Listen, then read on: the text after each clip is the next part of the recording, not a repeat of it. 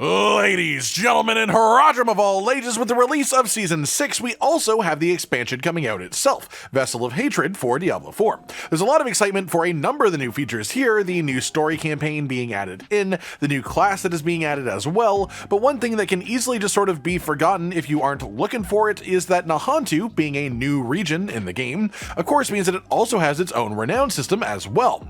It's been a while since the base release of Diablo 4, and we haven't had to redo any part of the renown system for the original regions since Season 2. This is the system that gives you accumulating points for doing things like clearing Fog of War from your map, doing strongholds or dungeons, side quests, and previously it was Altars of Lilith, but in Nahantu it's the tenets of Akarat which are replacing that. These don't give statistical bonuses like the Altars of Lilith do, so much are just being little extra bits of content to fill the same role without feeling anywhere as required to track down every single one. They give very little renown, and they don't actually give you any other real benefits. That said, this video is essentially for two main purposes. First, just to remind you and call attention to this mechanic, to the fact that renown does exist, and doing at least the first 4 tiers of your Nahantu Renown will reward you with 2 skill points and 4 Paragon points, which, aside from the minor bits of reward that you get from the other tiers too, those upgrades specifically are not only permanent player power that genuinely has an effect on your gameplay, and importantly, because renown carries over, this is something that you will only have to do once in this region, and then it'll just be done for future characters and in future seasons.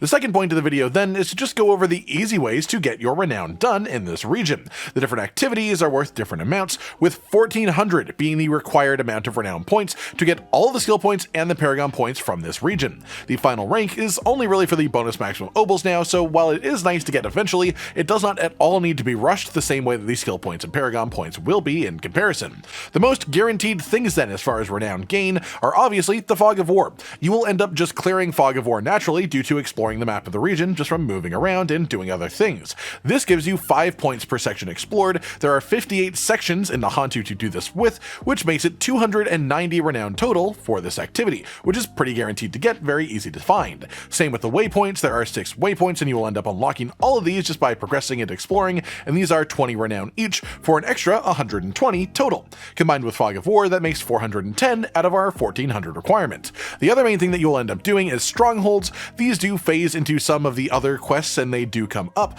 but mostly doing this is just a part of clearing out your map, and the strongholds in Nahantu, while long, are new and quite unique, so worth doing at least one time, and of course especially for the renown at 100 points each. 3 of them makes 300 renown total.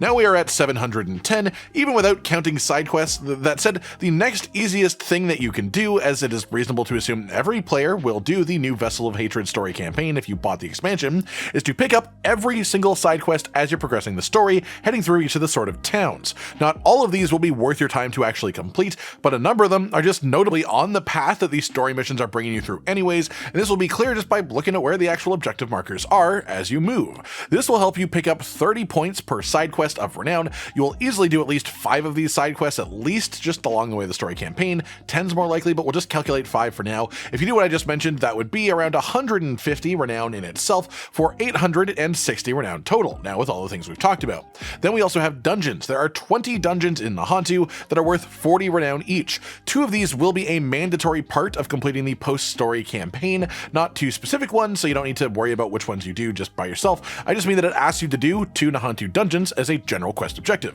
Following by this, you will be guaranteed getting at least 80 points for that, up to 940 renown total now.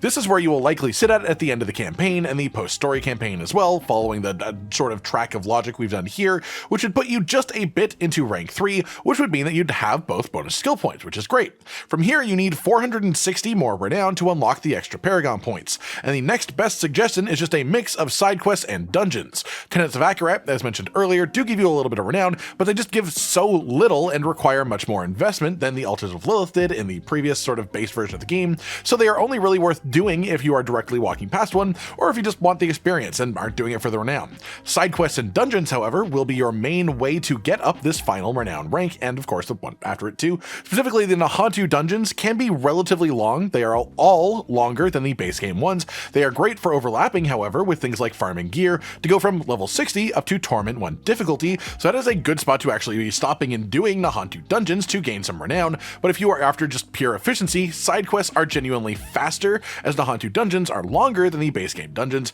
and then to have more complex layouts as well. This is a good option if you want to double dip equip with the other rewards. That's pretty much all of it then, so to wrap it up, Nahantu Renown is a thing that you should absolutely be paying attention to in Vessel of Hatred. It gives you 2 skill points and 4 Paragon points for doing it. You need 1400 Renown total in the region to get rank 4 Renown, which is all of your proper permanent power increases. You can get 940 Renown relatively simply by just following the campaign, exploring the literal fog of war areas on your map, grabbing side quests along the way, doing the post-story campaign and the rest of the strongholds afterwards too, and then that will be enough for both of the bonus skill points from Renown, and to get the 4th rank of Renown, the best focus is side quests, though there is double dipping rewards with doing Nahantu dungeons if you would prefer to progress the Renown a little bit slower, while also just getting other rewards at the same time that are better than side quests would be.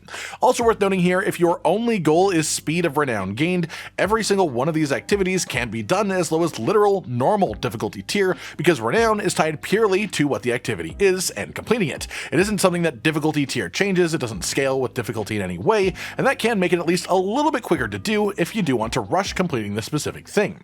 That just about does it for now, everyone. Your reminder and a bit of a guide for Renown in the new region of Vessel of Hatred, Nahantu.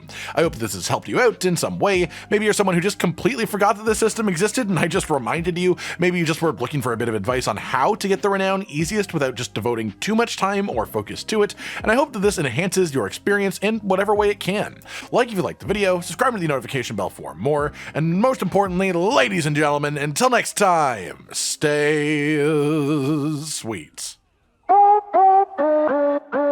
Josh, Cotton, and Hollow with the videos, dropping the humor like a hammer on your tippy toes, bringing entertainment on a daily arrangement to take our insanity and turn it into entertainment. Yes, I said entertainment twice, to reiterate that it is nice to look into your faces on a mostly daily basis when you let us in your homes to make the whole world a stage. Goodbye.